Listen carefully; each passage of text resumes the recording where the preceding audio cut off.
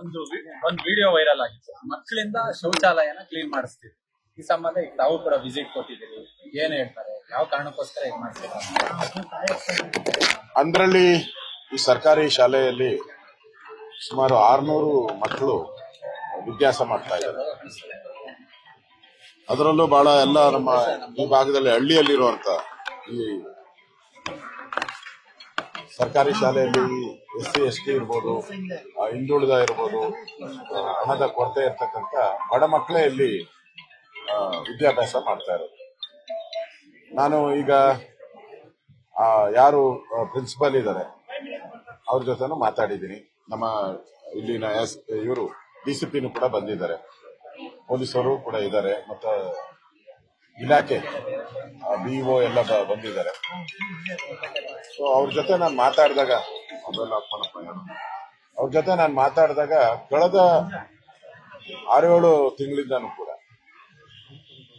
ಇಲ್ಲಿ ಆ ಕಮಿಟಿಯನ್ನೋ ನೇಮಕ ಆಗಿಲ್ಲಂತೆ, SDM ಕಮಿಟಿ. ಅದರಿಂದ ಇದುವರೆಗೂ ಯಾರು ಇಲ್ಲಿ ಶೌಚಾಲಯ ಕ್ಲೀನ್ ಮಾಡಕ್ಕೆ ಯಾರು ಇಲ್ಲ, ಯಾರನ್ನೂ ನೇಮಕನೂ ಮಾಡಿಲ್ಲ. ಆದ್ರೆ ಸರ್ಕಾರ, ನಮ್ಮ BO ಹೇಳಿದ ಪ್ರಕಾರ ಸರ್ಕಾರ ಪ್ರತಿ ವರ್ಷನೂ ಕೂಡ 32,000 ರೂಪಾಯಿ ಕೊಡ್ತಾರಂತೆ.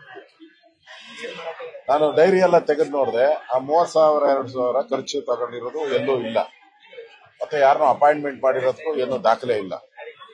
ಇವರು ಕಬೋರ್ಡ್ ಅಲ್ಲಿ ಮಕ್ಕಳ ಕರೆದು ಕೇಳಿದಾಗ ಈ ಕಬೋರ್ಡ್ ಅಲ್ಲಿ ನಮ್ಗೆ ಚಾಕ್ಲೇಟ್ ಇಟ್ಟಿದ್ರು. ನಾವ್ ಒಂದ್ಸರಿ ಬಾತ್ರೂಮ್ ಕ್ಲೀನ್ ಮಾಡಿದ್ರೆ ನಮ್ಗೆ 2 ಚಾಕ್ಲೇಟು, 1 ಚಿಕ್ಕಿ, 2 ಚಾಕ್ಲೇಟು, 1 ಚಿಕ್ಕಿ ಕೊಡ್ತಾ ಇದ್ರು. ಕೊಟ್ಟು ನಮ್ಮನ್ನ ಬಾತ್ರೂಮ್ ಅನ್ನ ಕ್ಲೀನ್ ಮಾಡ್ಬೇಕು ಅಂತ ಹೇಳ್ತಾ ಇದ್ರು. ನಾವು ಕ್ಲೀನ್ ಮಾಡ್ತಾ ಇದ್ರಿ. ಮತ್ತೆ ಹೆಣ್ಮಕ್ಳದ್ದು ಕೂಡ ಅದೇ ಸ್ಥಿತಿನೇ. ಹೆಡ್ ಮಾಸ್ಟರ್ ಅವ್ರು ಹೇಳಿದ ಪ್ರಕಾರ ಹೆಡ್ ಮಾಸ್ಟರ್ ಬಂದು ಕ್ಲಾಸ್ಗೆ ಬರೋರಂತೆ, ಇವತ್ತು ಯಾರು ಕ್ಲೀನ್ ಮಾಡ್ತೀರಾ ಅಂತ ಕೇಳೋರಂತೆ. ನಾವೇ ಮಾಡಲ್ಲ ಅಂದ್ರೆ ನೀವೇ ಅಲ್ಲನ್ರಿ ಅಲ್ಲಿ ಬಾತ್ರೂಮ್ಗೆ ಹೋಗೋರು ಯಾರು, ಶೌಚಾಲಯ ಉಪಯೋಗ ಮಾಡೋರು ಯಾರು? ನೀವೇ ತಾನೇ ಅಲ್ಲಿ ಯೂರಿನಲ್ ಪಾಸ್ ಮಾಡೋರು, ಎಲ್ಲ ನೀವೇ ತಾನೇ ಮಾಡೋದು, ನೀವೇ ಮಾಡಬೇಕು ಅಂತೇಳಿ ಡಿಮ್ಯಾಂಡ್ ಮಾಡಿ ಅವರನ್ನ ಇಬ್ಬರನ್ನ ಸೆಲೆಕ್ಟ್ ಮಾಡಿ ಇಬ್ಬರನ್ನ ಕಳಿಸೋರಂತೆ. ಅದಾದ್ಮೇಲೆ ಅವ್ರಿಗೆ 1 ಚಾಕ್ಲೇಟು ಚಿಕ್ಕಿ ಕೊಟ್ಟು ಕಳಿಸೋರು. ಇಷ್ಟು ವರ್ಸ್ಟ್ ಆಗಿ ನಾನು ನೋಡಿದೆ, ನೀವು ನೋಡಿದಿರ ಆ ಬಾತ್ರೂಮ್ ಎಷ್ಟು ವರ್ಸ್ಟ್ ಆಗಿದೆ. ಮತ್ತೆ ಆ ಹುಡುಗನ ಕೈಗೆ ಕೊಡೋರು ಏನು ಆಸಿಡ್ ಕೊಡೋರು, ಪೆನಾಯಿಲ್. ಅವ್ರಿಗೆ ಗ್ಲೌಸ್ ಇಲ್ಲ ನೋಡಿ, ಯಾವ ಮಕ್ಕಳಿಗೂ ಗ್ಲೌಸ್ ಇಲ್ಲ, ಚಪ್ಪಲಿ ಇಲ್ಲ. ಅವ್ರು ಅದರಲ್ಲೇ ಕ್ಲೀನ್ ಮಾಡ್ಬೇಕು. ಮತ್ತೆ ಮೊದ್ಲೊಂದ್ಸರಿ ಹಿಂದೆ 3-4 ತಿಂಗಳ ಹಿಂದೆ ಆದಾಗ ಸ್ವಲ್ಪ ಆಸಿಡ್ ಎಲ್ಲ ಕೈಗೆ ಬಿದ್ದು ಸ್ವಲ್ಪ ಇದೆಲ್ಲ ಆಗಿತ್ತು, ಡ್ಯಾಮೇಜ್, ಉರಿ ಎಲ್ಲ ಆಗಿತ್ತು ಅಂತ ಹೇಳ್ತಾರೆ. ಆ ಹುಡುಗ ಧೈರ್ಯವಾಗಿ ಹೇಳ್ತಾ ಇದ್ದಾರೆ. ಕಾನೂನಾತ್ಮಕವಾಗಿ ನಾವು ಆ ಹುಡುಗರನ್ನ ಯಾವುದೇ ಕಾರಣಕ್ಕೂ ಇಲ್ಲಿ ತೋರಿಸುವಂತದ್ದು ಒಳ್ಳೇದಲ್ಲ, ಅದು ಮಾಡಬಾರ್ದು. ನಾವು ಹೇಳ್ಬಾರ್ದು, ನಾವು ಮಾಡಬಾರ್ದು. ಆದ್ರೆ ಎಲ್ಲರೂ ಕೂಡ ಈಗ ಪೊಲೀಸರ ಮುಂದೆನೆ ನಾವೆಲ್ಲ ಕೂಡ, ನಾನು ನಮ್ಮ ಸೋಮಶೇಖರ್ ಅವರು ಎಲ್ಲರೂ ಕೂಡ ಮಾತಾಡಿದಾಗ ಸತ್ಯ ಸಂಗತಿಯನ್ನು ಹೇಳಿದ್ದಾರೆ. ಭಯ ಇಲ್ಲದೆ ಹೇಳಿದ್ದಾರೆ. ನಮ್ಗೆ ಟಾರ್ಚರ್ ಕೊಡ್ತಾರೆ, ಹೊಡಿತಾರೆ, ಅವಮಾನ ಮಾಡ್ತಾರೆ.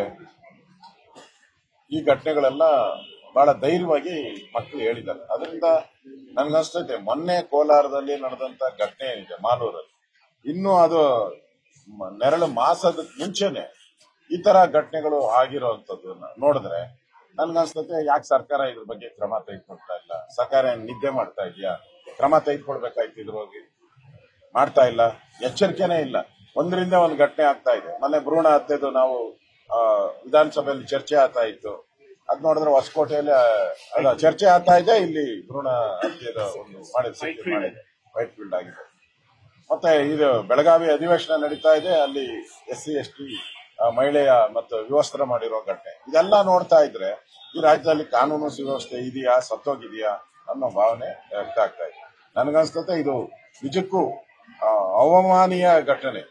ಮೊನ್ನೆ ಕೋಲಾರದಲ್ಲಿ ನಡೆದ್ಮೇಲೆ ಇಲ್ಲೂ ನಡೀತಾ ಐತೆ ಅಂತಂದ್ರೆ ಇದು ಇಡೀ ರಾಜ್ಯದಲ್ಲಿರುವಂತ ಪರಿಸ್ಥಿತಿ. ಎಲ್ಲೂ ಕೂಡ ಯಾವುದೇ ಇದರಲ್ಲಿ ಅಟೆಂಡರ್ಗಳು ಇವರೆಲ್ಲ ನೇಮಕಾತಿಯನ್ನ ಆದಂಗೆ ಕಾಣಿಸ್ತಾ ಇದೆ. ಮಕ್ಕಳ ಕೈಲೇ ಈ ತರ ಮಾಡಿಸ್ತಾ ಇರುವಂತದ್ದು ನೇರವಾಗಿ ಈ ಶಾಲೆಯಲ್ಲಿ ಕಾಣ್ತಾ ಇದೆ. ಇದು ಖಂಡನೀಯ.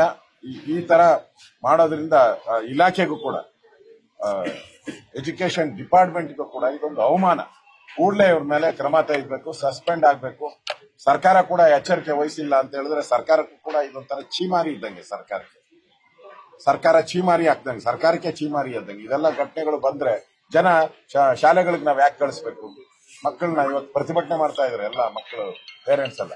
ನಾವ್ ಯಾಕಂದ್ರೆ ಸರ್ಕಾರಿ ಶಾಲೆಗೆ ಮಕ್ಕಳನ್ನ ಕಳ್ಸಕ್ಕೆ ಇಂಥ ಘಟನೆಗಳಾದ್ರೆ ಇನ್ನೂ ಕೂಡ ಹಿಂದೆ ಹೋಗ್ತಾರೆ. ಹೌದು, ಕೋಲಾರದಲ್ಲಿ ಎಲ್ಲ ಮಕ್ಕಳನ್ನ ಕರ್ಕೊಂಡು ವಾಪಸ್ ಮನೆಗೆ ಹೋಗ್ತಾ ಇದ್ದಾರೆ. ಕೇಳಿದ್ರೆ ಇಲ್ಲ ನಾವೇನೋ 2 ದಿನ ಅವ್ರಿಗೆ ಸಮಾಧಾನ ಮಾಡಿ ಕಳಿಸ್ತೀನಿ ಅಂತ ಎಲ್ಲರೂ ವಾಪಸ್ ಕರ್ಕೊಂಡು ಹೋಗ್ತಾ ಇದ್ದಾರೆ. ಇದರಲ್ಲಿ ಇವತ್ತು ಈ ಘಟನೆ ಆಗಿರೋದು ನೋಡಿದ್ರೆ ಸರ್ಕಾರಿ ಶಾಲೆಗಳಲ್ಲಿ ಇದು ಇನ್ನೂ ಬಹಳ ಶೋಚನೀಯವಾದಂತ ಸ್ಥಿತಿ ನಾವೇ ಕಣ್ಣಾರ ನೋಡಿದ್ದೀವಿ. ಸರ್ ಇಷ್ಟೆಲ್ಲ ಆದ್ರೂ ಈಗ ಇಷ್ಟೆಲ್ಲ ಘಟನೆ ಗೌರ್ಮೆಂಟ್ ಶಾಲೆಗಳು ಬೆಳೆಸಿ ಅಂತ ಹೇಳ್ತಾರೆ. ಒಂದ್ ಕಡೆ ಏಜೆಂಟ್ಸ್ ವಾಪಸ್ ಬೇರೆ ತಗೊಂತಾರೆ. ಈ ರೀತಿ ಘಟನೆ ಆದ್ರೆ ಯಾಕೆ ಸರ್ ಗೌರ್ಮೆಂಟ್ ಸ್ಕೂಲ್ಗೆ ಮಕ್ಕಳನ್ನ ಕಳಿಸ್ತಾರೆ? ಅಲ್ಲ, ವಿಶ್ವಾಸ ಹೊರಟೋಗ್ತಾ ಇದೆ ಸರ್ಕಾರಿ ಶಾಲೆಗಳ ಮೇಲೆ. ಇವೆರಡೂ ಘಟನೆ ಆದ್ಮೇಲೆ ವಿಶ್ವಾಸ ಹೊರಟೋಗ್ತಾ ಇದೆ. ಇದಕ್ಕೆ ನೇರ ಕಾರಣ ಸರ್ಕಾರನೇ. ಪೋಷಕರಿಗೆ ಮಕ್ಕಳು ಏನ್ ಹೇಳ್ತಾ ಇದ್ದೀರಾ? 100% ಡೌಟ್ ಇಲ್ಲ. ಈಗಾಗಲೇ ನಾನು ವಿಧಾನಸಭೆಯಲ್ಲೂ ಪ್ರೆಸ್ ಮೀಟ್ ಮಾಡಿ ಹೇಳಿದ್ದೀನಿ, ವಿಧಾನಸೌಧದಲ್ಲೂ ಕೂಡ ಪ್ರೆಸ್ ಮೀಟ್ ಮಾಡಿ ಹೇಳಿದ್ದೀನಿ.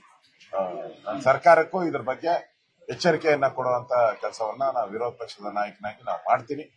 ಇನ್ನಾದ್ರೂ ಸರ್ಕಾರ ಎಚ್ಚರಗೊಳ್ಬೇಕು. ಇದು ಮಕ್ಕಳ ವಿಚಾರ, ಬೇರೆ ವಿಚಾರ ಅಲ್ಲ. ಮಕ್ಕಳು ಸಮಾಜದ ಮುಂದಿನ ಪ್ರಜೆಗಳಾಗುವಂತವ್ರಿಗೆ ಇಷ್ಟು ಅವಮಾನ ಮಾಡ್ತಕ್ಕಂಥದ್ದು ಸರ್ಕಾರಕ್ಕೆ ಒಂಥರ ನಾಚಿಕೆಗೇಡಿನ ಸಂಗತಿ.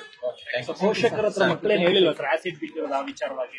ನಿಮ್ಮ ಹತ್ರ ಮಕ್ಕಳು ಹೇಳ್ಕೊಂಡ್ರೆ ಈಗೆಲ್ಲ ಬಂದಿದ್ದಾರೆ ರಕ್ಷಣಾ ವೇದಿಕೆ, ಜೈ ಕರ್ನಾಟಕ ವೇದಿಕೆಯವರು, ಮತ್ತೆ ಇನ್ನ ಊರಿನ ವಾಲ್ಮೀಕಿ ಮಹಾಸಭಾದವರು, ನಮ್ಮ ಗ್ರಾಮಸ್ಥರು ಎಲ್ಲರೂ ಕೂಡ ಬಂದಿದ್ದಾರೆ. ನಮ್ಮ ಸೋಮಶೇಖರ್ ಕೂಡ ನಾವು ಹೇಳಿದ ತಕ್ಷಣ ಇಮಿಡಿಯೇಟ್ ಆಗಿ ಅವರ ಕಾರ್ಯಕ್ರಮ ಎಲ್ಲ ರದ್ದು ಮಾಡಿ ಇಲ್ಲಿಗೆ ಬಂದಿದ್ದಾರೆ. ಒಟ್ಟಲ್ಲಿ ನಮ್ಗೇನು ಅಂತ ಹೇಳಿದ್ರೆ ಮಕ್ಕಳಿಗೆ ಒಳ್ಳೇದಾಗ್ಬೇಕು, ಅದು ಬಿಟ್ಟು ಬೇರೆ ಯಾವುದೇ ಇದು ನಮ್ಮಲ್ಲಿ ಇಲ್ಲ ಅಜೆಂಡಾ. ಮಕ್ಕಳಿಗೆ ಒಳ್ಳೇದಾಗ್ಬೇಕು. ಇನ್ ಮುಂದೆ ಈ ತರ ಘಟನೆ ಏನಾದ್ರೂ ಇನ್ನೊಂದು ಘಟನೆ ನಡೆದ್ರೆ ಸರ್ಕಾರ ನಿಜಕ್ಕೂ ಜನ ಛೀಮಾರಿ ಆಗ್ತಾರೆ. ಇನ್ನೇನಾದ್ರೂ ಘಟನೆ ನಡೆದ್ರೆ ಸರ್ಕಾರ ಛೀಮಾರಿ ಆಗ್ತಾರೆ ಜನ. ನ್ಯೂಸ್ ಫಸ್ಟ್ ನಿರ್ಭೀತಿಯಿಂದ ನಿಮ್ಮ ಪರವಾಗಿ.